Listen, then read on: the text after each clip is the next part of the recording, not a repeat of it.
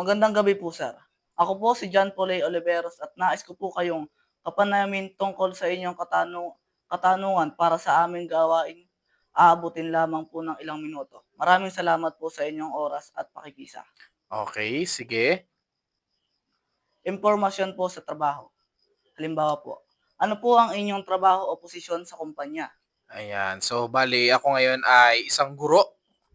So, teacher 1 ng DepEd. Kaliwa naman po. Ikaw ba ay nagtatrabaho sa pribadong kumpanya o ahensya ng gobyerno? Okay, ako ay katrabaho sa ahensya ng gobyerno. Ako ngayon ay nasa government. Paano ka binabayaran? Buwanan, kada kalahating buwan, lingguhan, arawan, o orasan? Kada kalahating buwan. So, kada kalahating buwan kami binabayaran. Ito naman po, impormasyon po sa pangunahing sahod. Magkano ang inyong pangunahing sahod o sweldo? Magre-range siya ng mga 28, 29, gano'n. Ito naman po. Kung arawan po o orasan ang bayad sa inyo, ilang araw o oras ang karaniwang nagtatrabaho sa bawat panahon ng sweldo? 8 hours. Yun, 6 to 8 hours. So po, gaano kadalas mong natatanggap ang inyong sweldo? Lingguhan, kada kalahating buwan o buwanan? Kada kalahating buwan. Karagdagang kita. Tumatanggap ka ba ng komisyon? Kung ano o magkano ang natatanggap mo komisyon noong huling sweldo? Tumatanggap ng komisyon. Meron ako mga ibang mga sideline para makatanggap ako ng ibang komisyon. Tulad ng sa TikTok, sa Facebook, kaya yun yung mga other income. Binabayaran ka ba batay sa dami ng nagawang trabaho? Face work? Kung oo, magkano ang bayad sa bawat unit at ilang unit ang nagagawa mo? Hindi, wala. Hindi ako binabayaran. Kasi nakapik siya eh. Yun. Nag-overtime ka ba? Kung oo, ilang oras ang overtime mo noong huling sweldo? Hindi ako nag-overtime kasi sakto lang akong umuwi. Kasi dapat mas maraming oras sa pamilya kaysa sa trabaho. Yun. Magkano ang Alright. bayad o rate ng inyong overtime? Hindi ko alam eh. Depende eh. Siguro sa mga ibang company, pag nagre-range sila ng parang siguro 250 isang oras, yun. Hindi ko alam pero parang mga ganun. Ito naman po. Mga allowance at iba pang benepisyo.